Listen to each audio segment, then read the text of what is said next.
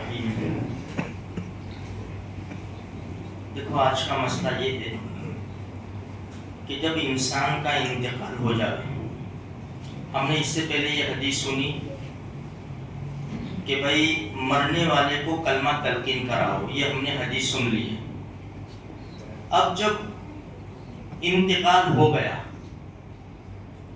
تو سب سے پہلے اس کے مال میں سے کفن دفن کا خرچہ نکالا جائے گا، میت کے مال میں سے۔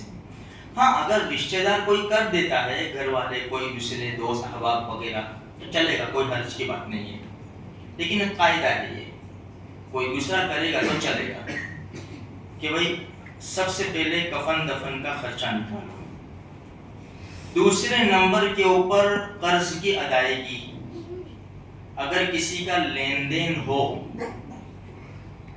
تو اس کو ادا کیا جائے گا۔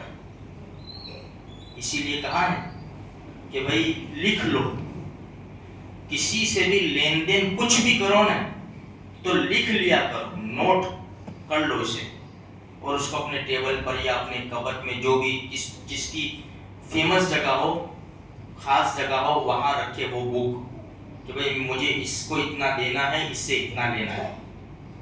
ہاں، اور اگر کسی سے لینا ہو اور آ گیا، ایسا مت سوچو کہ بعد میں اس کا کینسل کر دوں گا میں، فوراً جا کر کینسل کرو، اس لیے کہ انتقال ہو گیا، اولاد کہے گی کہ بھائی ہمارا ابا تو لکھا ہے، ہمارا ابا نے، بھائی میں نے دے دیے، ہمارا ابا نے تو لکھا ہوا ہے، اس لیے جو بھی لینا دینا آ گیا کینسل کرو، دے دیا اس کو ختم کرو۔ اچھا، تیسرے نمبر کے اوپر وصیت دیکھی جائے گی۔ دیکھو پہلے وصیت فرض تھی، لیکن جب قرآن کریم کا چوتھے پارے کا رکوع نازل ہوا، اس میں سب کے وارثوں کے حصے بتا دیے کہ بھئی انسان مر جائے، اس کے ماں باپ ہے تو اتنا ملے گا، بیوی کو اتنا ملے گا، لڑکے ہیں تو اتنا ملے گا، لڑکیوں کو اتنا ملے گا، یہ سب قرآن کریم نے بتا دیا ہے۔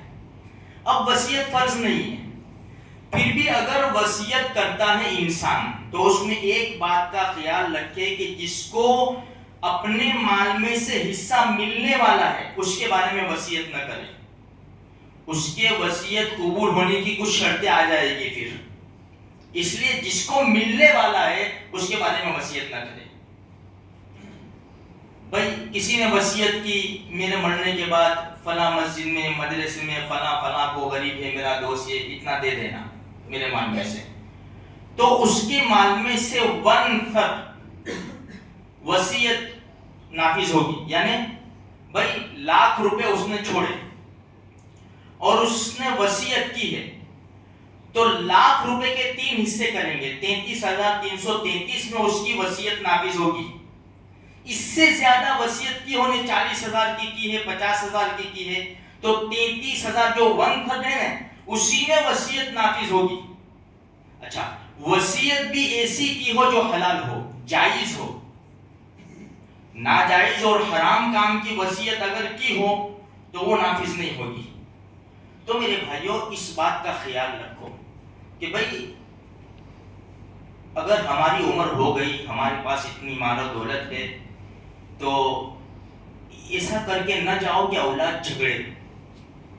بعض مرتبہ لکھ دیتے ہیں فلاں مکان اس کو، فلاں دکان اس کو، اب وہ دکان کی قیمت کہاں ہے، یہ دکان کی قیمت کہاں ہے؟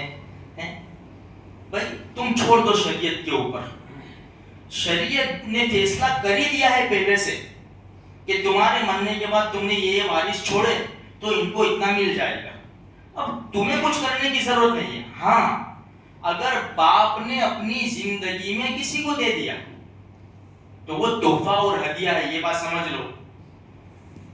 بھائی بچی کی غریب گھر میں شادی ہوئی، ان کے وہاں مکان نہیں ہے، باپ نے کہا چلو ٹھیک ہے میں مکان بنا دیتا ہوں، جاؤ تم اس میں رہو، یہ تیرا بیٹا ہو، میں نے تیرے کو دے دیا یہ۔ اب یہ تو باپ کی طرف سے گفٹ ہے، ہدیہ ہے۔ اب باپ کے مرنے کے بعد بھائی لوگ ایسا نہیں کہہ سکتے کہ ہمارے باپ نے تو اپنی زندگی میں بہن کا حق دے دیا۔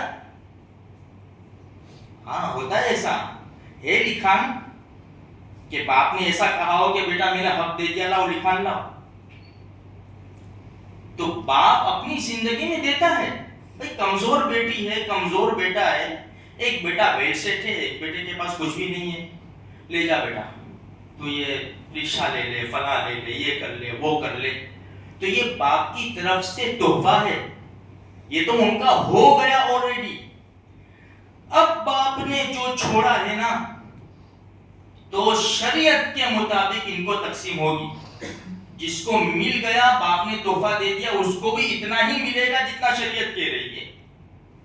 تو میرے بھائیو اس بات کا خیال رکھو، اس معاملے میں ہم بہت پیچھے ہیں۔ دیکھو 20 30 سال ہو جاتے ہمارے وہاں وراثت تقسیم نہیں ہوتی، یہ بات یاد رکھو۔ بہت بڑے مسائل میں ہم پھنسے ہوئے ہیں۔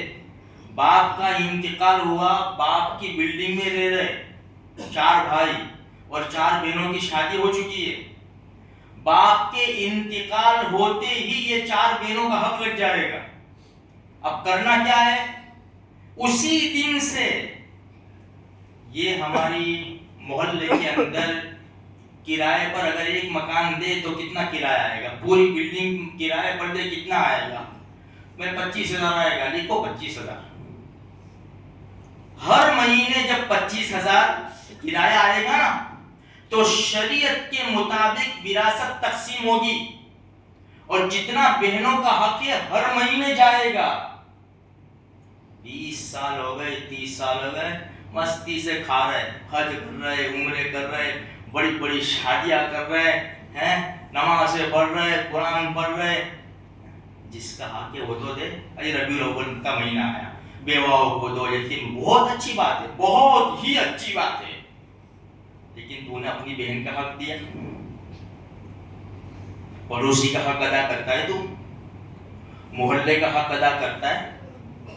میرے بھائیو جو پہلے اپنے اوپر فرض ہوتا ہے وہ کرو، پوچھا کیا جائے گا؟ جو ہمارے اوپر فرض ہے وہ پوچھا جائے گا، جو فرض نہیں ہے وہ نہیں پوچھا جائے گا۔ تو ہم اس کی فکر کریں میرے بھائیو، تاکہ ہماری نماز روزے بیکار نہ ہو جائے۔ اللہ کہی سنی بات پر عمل کرنے کی توفیق عطا فرمائے۔